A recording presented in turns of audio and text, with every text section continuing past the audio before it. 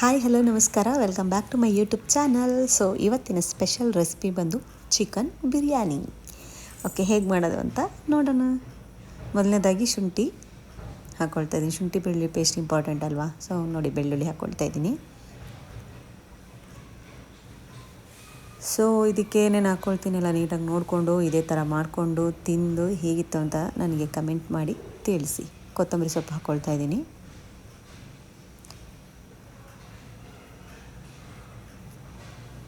ನನ್ನ ಚಾನಲ್ಗೆ ಹೊಸಬರಾಗಿದ್ದರೆ ಚಾನಲ್ನ ಸಬ್ಸ್ಕ್ರೈಬ್ ಮಾಡಿ, ಬೆಲ್ಲೈಕನ್ನ ಪ್ರೆಸ್ ಮಾಡಿ. ನಾನು ಮಾಡೋ ಮೊದಲನೇ ವಿಡಿಯೋ ನೋಟಿಫಿಕೇಷನ್ ನಿಮಗೆ ಬರುತ್ತೆ.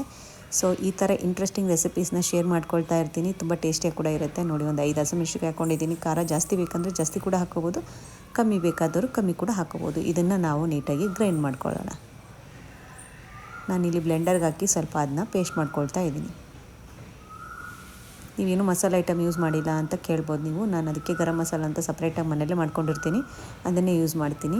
ಸೊ ನೀವು ಬೇಕಿದ್ದರೆ ನೀವು ಏನಾದರೂ ಮಸಾಲೆ ಸೇರಿಸ್ಕೊಳ್ಳೋದಾದರೆ ಇದ್ರ ಜೊತೆನೇ ಹಾಕ್ಕೊಂಡು ರುಬ್ಕೋಬೋದು, ಇಲ್ಲ ಅಥವಾ ಹಾಗೆ ಹಾಕ್ಕೊಳ್ತೀನಿ ಅನ್ನೋರು ಇರ್ತಾರೆ, ಹಾಗೆ ಕೂಡ ನೀವು ಹಾಕ್ಕೋಬೋದು. ಸೊ ನಿಮ್ಮ ಚಾಯ್ಸ್ ಅದು. ನಾನು ಸಪ್ರೇಟಾಗಿ ಪೌಡ್ರ್ ಮಾಡಿ ಇಟ್ಕೊಂಡಿರೋದ್ರಿಂದ ಅದನ್ನೇ ಹಾಕ್ಕೊಳ್ತೀನಿ ಮಾಡುವಾಗ. ಸೊ ಅದರ ರೆಸಿಪಿ ಬೇಕಂದರೆ ನಾನು ಕಮೆಂಟ್ ಮಾಡಿ, ಅದರ ರೆಸಿಪಿ ಕೂಡ ನಿಮಗೆ ಶೇರ್ ಮಾಡ್ತೀನಿ. ಈ ಥರ ಸ್ವಲ್ಪ ಪೇಸ್ಟ್ ಮಾಡಿಕೊಂಡ್ರೆ ಸಾಕು. ಈಗ ನಾನು ಒಂದು ಪ್ಯಾನಲ್ಲಿ ಆಯಿಲ್ನ ಹಾಕ್ಕೊಳ್ತಾ ಇದ್ದೀನಿ. ಜಾಸ್ತಿ ಆಯಿಲ್ ಪಡೋರು ಹಾಕೋಬೋದು, ಬಟ್ ತುಂಬ ಆಯಿಲ್ ಯೂಸ್ ಮಾಡೋದನ್ನು ತಪ್ಪೆ. ಕರೆಕ್ಟಾಗಿ ಹಾಕ್ಕೊಂಡ್ರೂ ಬೆಟರೇ. ಇದಕ್ಕೆ ಸ್ವಲ್ಪ ನಾವು ತುಪ್ಪ ಹಾಕ್ಕೊಳ್ತಾ ಇದ್ದೀವಿ. ಸೊ ಇದು ತುಪ್ಪ ಹಾಕ್ಕೊಳ್ಳೋದ್ರಿಂದ ಟೇಸ್ಟ್ ಸ್ವಲ್ಪ ಎನ್ಹ್ಯಾನ್ಸ್ ಆಗುತ್ತೆ, ಸರಿನಾ?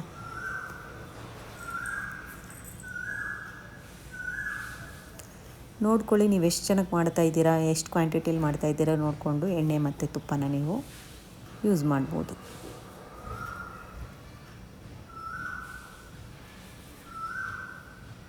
ಸ್ವಲ್ಪ ಇದೆಲ್ಲ ನೀಟಾಗಿ ಮೆಲ್ಟ್ ಆಗಬೇಕು. ಆದಮೇಲೆ ನಾವು ಮಾಡಿಟ್ಕೊಂಡಿದ್ವಲ್ಲ ಆ ಪೇಸ್ಟ್ನ ಹಾಕ್ಕೊಂಡು ನೀಟಾಗಿ ನಾವು ಹಸಿ ವಾಸನೆ ಹೋಗೋವರೆಗೂ ಫ್ರೈ ಮಾಡ್ಕೋಬೇಕು.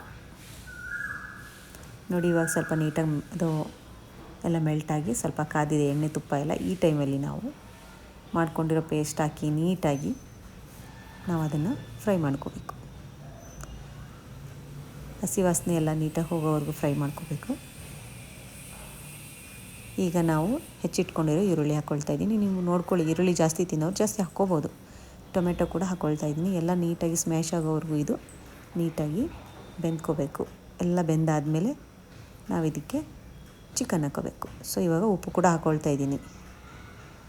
ಅದಕ್ಕೂ ಮುಂಚೆ ನಾವು ಅಕ್ಕಿ ತೊಳೆದಿಟ್ಕೊಂಬಿಡೋಣ. ಒಂದು 2 ಲೋಟ ಅಕ್ಕಿ ಮಾಡ್ತಾಯಿದ್ದೀನಿ ನಾನಿಲ್ಲಿ. ಸೊ ಹಾಗಾಗಿ ತೊಳೆದು ಇದನ್ನು ಸ್ವಲ್ಪ ಹೊತ್ತು ಆಚೆ ಇಡ್ತೀನಿ. ಹಾಗೆ ಆಗಲೇ ಮಾಡಿಟ್ಕೊಂಡಿರೋದಕ್ಕೆ ಚಿಕನ್ ಆ್ಯಡ್ ಮಾಡಿದ್ದೀನಿ. ಆ ಫುಟೇಜ್ ಮಿಸ್ ಆಗಿದೆ, I am so sorry.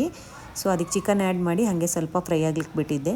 So ಅದು ಸ್ವಲ್ಪ ಫ್ರೈ ಆಗಿದೆ. ಸೊ ತೊಳೆದು ಇಟ್ಕೊಂಡಿದ್ವಲ್ಲ ಅಕ್ಕಿ, ಅದನ್ನು ಕೂಡ ಈಗ ನಾನು ಮಿಕ್ಸ್ ಮಾಡಿಕೊಂಡು ನೀಟಾಗಿ ಎಲ್ಲದನ್ನು ಮಿಕ್ಸ್ ಮಾಡ್ತಾಯಿದ್ದೀನಿ ಚಿಕನ್ ಜೊತೆಗೇ.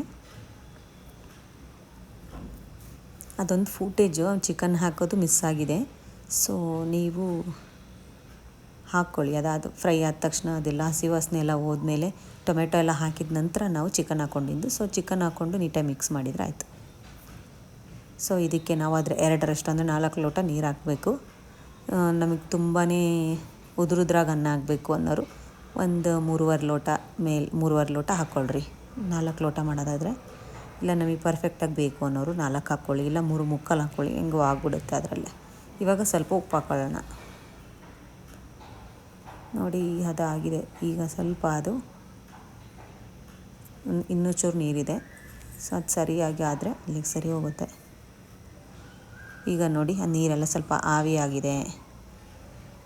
ಚೆನ್ನಾಗಿ ಅನ್ನ ಅಳ್ಳಿದ್ರೆ ಆಯ್ತಲ್ವಾ? ರೈಸ್ ಮಾಡ್ತೀವಲ್ಲ ಅದೇ ಥರನೇ, ಪಲಾವ್ ಮಾಡ್ತೀವಲ್ಲ ಅದೇ ಥರನೇ. ಸೊ ಚಿಕನ್ ರೆಡಿಯಾಗಿದೆ ನೋಡಿ, ಸೂಪರಾಗಿ ಚಿಕನ್ ರೆಡಿಯಾಗಿದೆ. ಸೊ ಈ ಸಿಂಪಲ್ ಮೆಥಡಲ್ಲಿ ಮಾಡಿಕೊಂಡ್ರೆ ಕ್ವಿಕ್ಕಾಗಿ ಮಾಡ್ಬೋದು, ಸಿಂಪಲಾಗೂ ಆಗುತ್ತೆ, ಹಾಗೆ ತುಂಬ ಟೇಸ್ಟಿಯಾಗಿ ಕೂಡ ಇರುತ್ತೆ.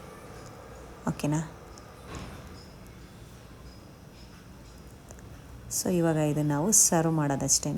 ತುಂಬ ಬಿಸಿ ಇರೋದ್ರಿಂದ ಈ ಥರ ಕಾಣಿಸ್ತಾ ಇದೆ. ಸ್ವಲ್ಪ ಅದಕ್ಕೆ ಸ್ವಲ್ಪ ಟೈಮ್ ಕೊಟ್ಟರೆ ಸ್ವಲ್ಪ ಆರುತ್ತಲ್ವ, ಸೊ ಅನ್ನ ಎಲ್ಲ ಸ್ವಲ್ಪ ಬಿಡಿ ಬಿಡಿಯಾಗಿರುತ್ತೆ, ಚೆನ್ನಾಗಿರುತ್ತೆ. ಸೊ ಇವಾಗ ಇದನ್ನು ಈರುಳ್ಳಿ ಮತ್ತು ಹುಳಿ ಇಷ್ಟಪಡೋರು ನಿಂಬೆಹಣ್ಣು ಹಾಕ್ಕೊಂಡು ಚೆನ್ನಾಗಿ ಬ್ಯಾಟಿಂಗ್ ಮಾಡಿದರೆ ಆಯಿತು. Thanks for watching. ಸಿಗ್ತೀನಿ ಇನ್ನೊಂದು ವೀಡಿಯೋದಲ್ಲಿ. ಇದೇ ರೀತಿ ನನ್ನ ವೀಡಿಯೋಸ್ನ ಸಪೋರ್ಟ್ ಮಾಡ್ತಾಯಿರಿ. ಬಾಯ್ ಬಾಯ್.